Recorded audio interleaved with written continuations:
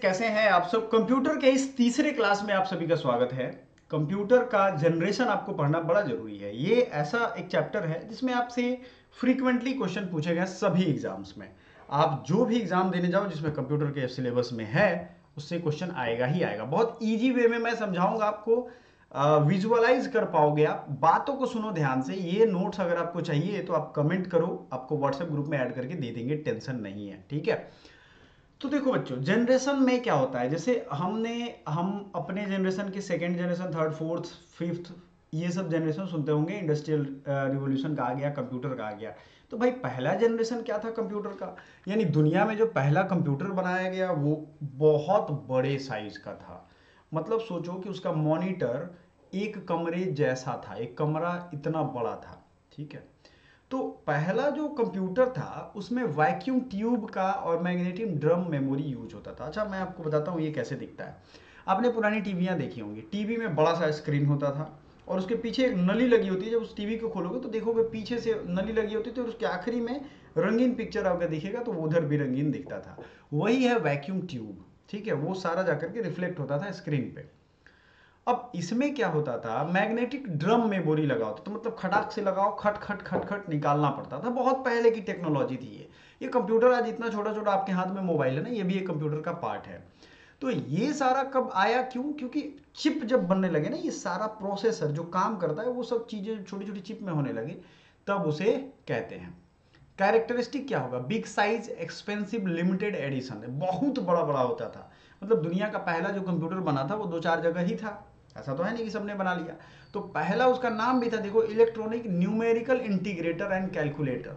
कहते हैं ना कैलकुलेटर भी कंप्यूटर का एक पार्ट होता है। तो सबसे पहले जो बना था इनियाक उसका नाम था। तो आपको ऊपर दिख रहा हो तो मैं थोड़ा साइड हो जाता हूँ। फर्स्ट जनरेशन में इनियक है, एडसैक है और यूनिवैक है। आपसे सीधे पूछा जाता है कि इनवैक या यूनिवैक कौन से जनरेशन का है। बहुत बड़ा होगा, एक्सपेंसिव होगा। क्लियर दिमाग में रखिए कि अब ये छोटा होता चलेगा, ठीक है। अब ये क्या होगा, छोटा होता चलेगा। और आज आपको फिर से हम पुराना दो जो वीडियो है उसका रिवीजन भी करवाएंगे ताकि आपको सतत तरीके से याद होता चले, ठीक है। अभी शादियां थी तो उसमें मैं व्यस्त हो गया था, फिर हेल्थ रीजन है और ये सब चीजें हैं, सब कुछ ठीक रखना है, आपको ध्यान रखना है। पॉजिटिव एनर्जी के साथ भगवान ईश्वर अल्लाह से प्रार्थना करिए कि आपका तैयारी डेली एक सतत विकास के साथ हो, ठीक है, लगातार हो। So electronic numerical integrator and calculator इसका इनियाक का है। दूसरा है EDSAC, electronic delay storage automatic calculator. कुल मिलाकर के बात यही समझ लो, एडसैक, इनियाक और यूनिवैक ये सब फर्स्ट जनरेशन में आते हैं। सेकेंड जनरेशन, अच्छा टाइमिंग क्या है, टाइमिंग आपसे नहीं पूछेगा लेकिन याद कर लो 1940 से 56। 1940 का ये दौर था, वर्ल्ड वार चल रहा था, सोचो, और दुनिया में कुछ जगह कंप्यूटर बनाए जा रहे थे क्योंकि वार के दौरान ही सबसे ज़्यादा डिस्कवरी हुई। उसी वर्ल्ड वार में सबमरीन बना, बढ़िया बढ़िया जो तेज चलने वाले हथियार है वो बनाए गए क्योंकि ज़रूरत थी। तो आपने सुना होगा necessity is the mother of invention, है ना, जब जरूरत होगी तभी वो चीज़ आएगा। So use of transistor, magnetic core for memory. अब क्या होता है, आपने रेडियो को सुना होगा, लोग कहते हैं ट्रांजिस्टर है, वो एक टाइप है, ठीक है। तो अब छोटे छोटे वैक्यूम टैब इतने बड़े बड़े इस्तेमाल जो होते थे वो नहीं होने लगे, ट्रांजिस्टर उसकी जगह पे आने लगे। मैग्नेटिक कोर फॉर मेमोरी, और मैग्नेटिक जो ड्रम यूज होता था उसकी जगह पे उस छोटे छोटे कोर यूज होने लगे। कोर क्या होता है, एक पतली सी प्लेट टाइप होगी, ठीक है। Use of magnetic tape and disk, disk तो समझ रहे हो ना, सीधा समझ लो, डिस्क टाइप वो रहने लगा। तो भाई उतना बड़ा लगा, उससे बढ़िया डिस्क अब लगा दो, हो गया ना छोटा। प्रोग्रामिंग लैंग्वेज, अच्छा जो कंप्यूटर है उसके अपने अपने लैंग्वेज हैं हर एक एज के। जैसे आज की लैंग्वेज का एज हम लोग देखेंगे, लेकिन पहले सबसे पहले जो वन जनरेशन में था, फर्स्ट में मशीन लैंग्वेज आता था। दूसरा है प्रोग्रामिंग लैंग्वेज, फोर्ट्रान और कोबोल था। तो आप कंफ्यूज हो जाते हो, कोबोल का common business oriented language full form होता है और फोर्ट्रान का फुल फॉर्म होता है फॉर्मूला ट्रांसलेशन। आगे है, आपको टेंशन नहीं लेना है, मैं आपको दिखाऊंगा। अब सीधा समझो कि ये फोर्ट्रान और कोबोल ये मशीन लैंग्वेज में जब आने लगा सॉफ्टवेयर में, तो ये उससे तो अलग हो गया। उसमें मशीन लैंग्वेज यूज होता था और यहाँ अब पर्टिकुलरली बनने लगा कि इस कोड पे ही चलेगा। Small in size, storage capacity high and speed is fast. उसकी अपेक्षा स्टोरेज कैपेसिटी ज़्यादा था, उसकी अपेक्षा, ऐसा नहीं कि सबसे ज़्यादा था, और उससे छोटा था। अब इसमें IBM का दो वैरायटी आएगा, इंटरनेशनल बिजनेस मशीन 1620, 7094 और यूनिवैक 1108। यूनिवैक पहले भी था, यूनिवैक में रिसर्च होते गया तो ये भी बनने लगा। फिर तीसरा जनरेशन आता है 1964 से 71 के बीच में, देखो ये एक ऐसा चीज़ है ना कि आप कंफ्यूज हो जाओगे कौन किस में आया है, तो बेहतर रहेगा कि आप स्क्रीनशॉट लेकर के रख लो। मैं साइड हो जाता हूँ और आप इसको देखते रहोगे बार बार, ठीक है। चलो हो गया। अब देखो तीसरे में क्या होता है, इंटीग्रेटेड सर्किट आ गया। अब ट्रांजिस्टर, पहले था वैक्यूम ट्यूब, अब आया ट्रांजिस्टर, अब आया थर्ड में इंटीग्रेटेड सर्किट, आईसी चिप। आपको मैं दिखाता हूँ, जैसे मान लो आईसी चिप क्या होता है आपके दिमाग में आता होगा, तो ये देख लो आईसी चिप का एक एग्जांपल है, ठीक है। ये चिप हो गया, इतना सारा file, memory, photo, video, song, ये सब मैं इसमें रख सकता हूँ। इसी को कहते हैं इंटीग्रेटेड सर्किट है, एक ही सर्किट के इंटीग्रेट करके बनाया गया है।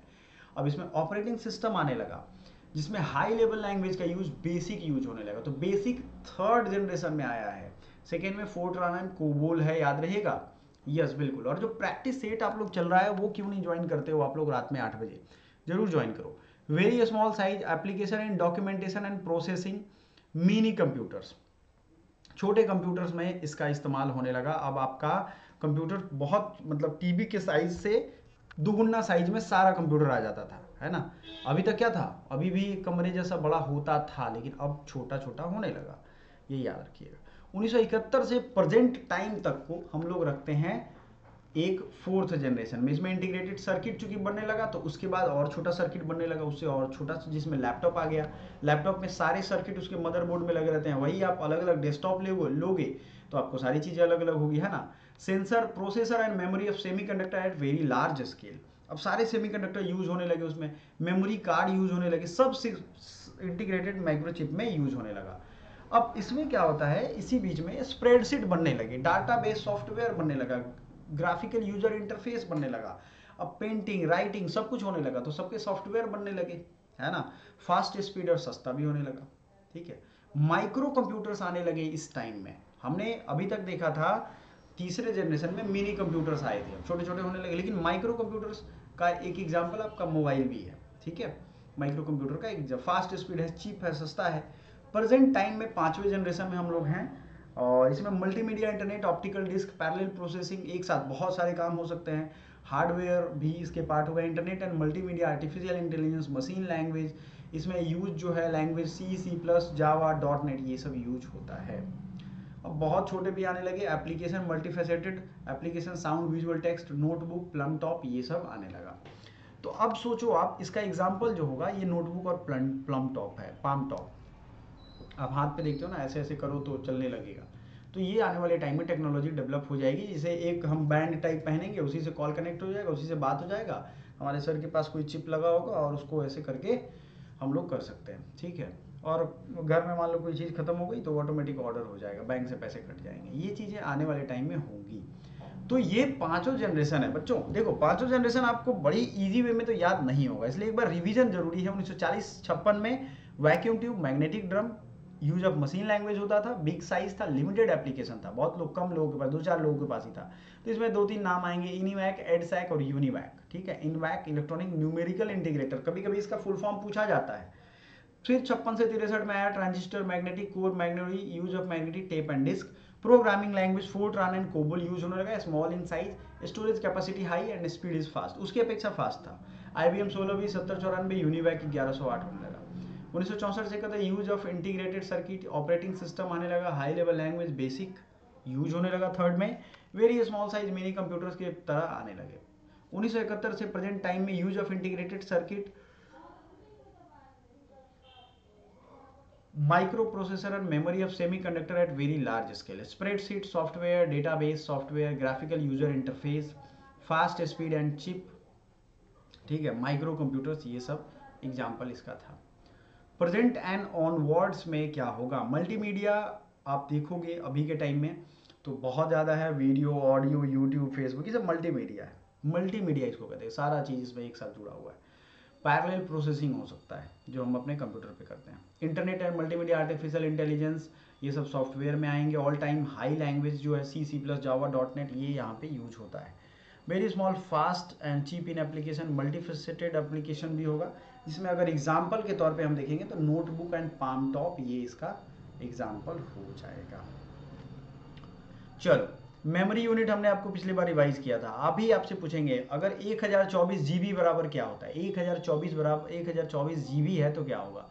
इनपुट यूनिट में क्या होगा, चलो अब आपको कंप्यूटर सॉफ्टवेयर के बारे में थोड़ा बताएंगे हम, और उसके बाद ये रिवीजन हमने करवाया था आपको, फिर से आज रिवीजन मतलब पढ़ाया था, रिवीजन आपको करवाएंगे। Computer software has been divided into two parts. अगले सीरीज में मतलब अगले में हम आपको क्वेश्चन लेकर के आने वाले हैं एमसीक्यू।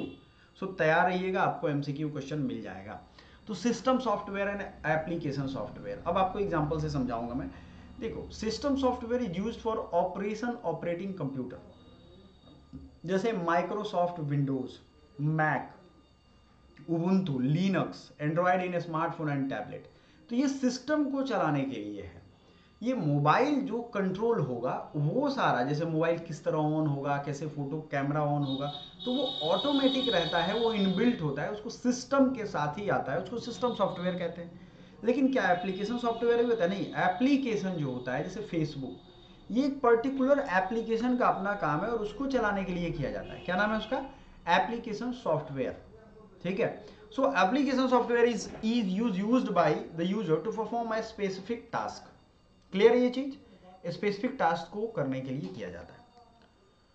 अब आपको हम रिवीजन करवाएंगे, जो पिछली दफा आपने छोड़ा होगा तो आज फिर से याद होगा। एबीआई का फुल फॉर्म क्या है? बहुत फास्ट नहीं, बहुत स्लो भी नहीं, उतना ही जितने में आपको काम हो जाएगा। नहीं याद हो, रात में सोने से पहले एक बार देख करके सो, और सुबह सोने के बाद उठने के बाद देख लो।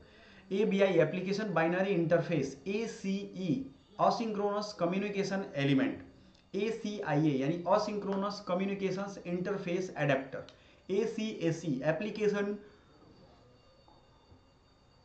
Control service element, ACSE, ACU automatic calling unit, BAL business application language. ठीक है।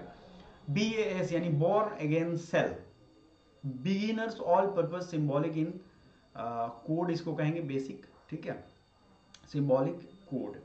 BBS मतलब बुलेटिन बोर्ड सिस्टम, ये मैंने पढ़ाया हुआ है तो थोड़ा बस आपको एक बार पढ़ के बता रहा हूँ, रिवीजन करवा रहा हूँ, क्योंकि अगर पूछेगा BASH का फुल फॉर्म क्या होगा तो आपको लगेगा अरे यार बास मतलब तो मारना ठोकना होता है, तो बॉर्न अगेन सेल होगा। अगला है BCPL basic combined programming language, CADAIS क्या होगा? Computer aided design interactive system, computer aided design interactive system. CAE common application environment. ठीक है। CAISE computer aided integrated software engineering. CAIS मैंने आपको तरीका बताया था, CA जब भी होगा तो कंप्यूटर एडेड तो होगा, डिजाइन इंटरएक्टिव सिस्टम होगा CADIS, और CAISE computer aided integrated software engineering. CAQ computer aided quality assurance. CD का मतलब कंप्यूटर कॉम्पैक्ट डिस्क जो CD होती थी, और VCD का मतलब होता है video compact disk. DCI display control interface manufacturing. DCL digital command language. ठीक है।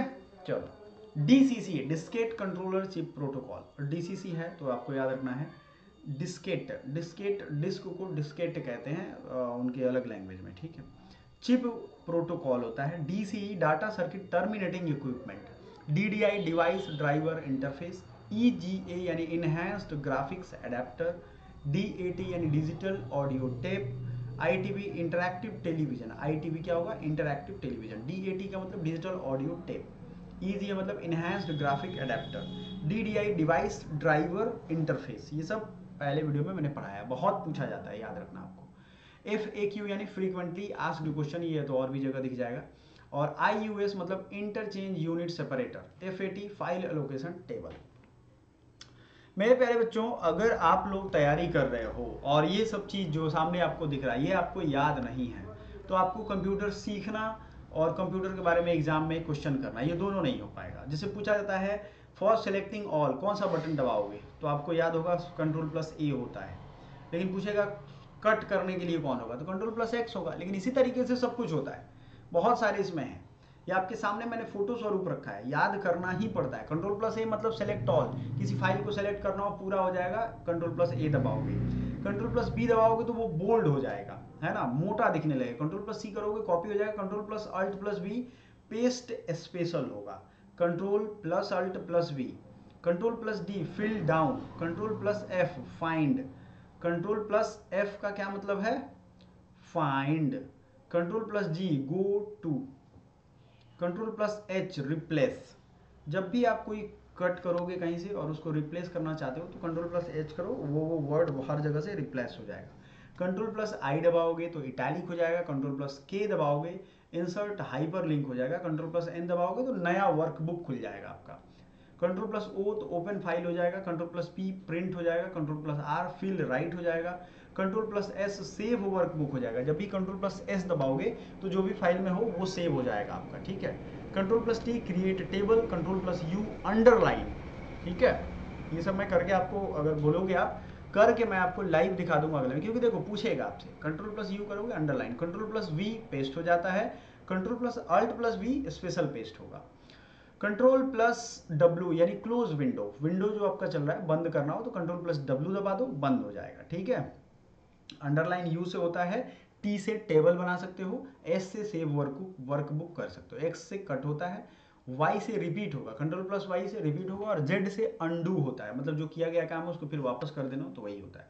कंट्रोल प्लस एक दबाओगे, 1 5 9 ये सब का अलग अलग, एक होगा तो फॉर्मेट बॉक्स, बॉक्स पूरा खाली हो जाएगा। कंट्रोल प्लस 5 होगा स्ट्राइक थ्रू।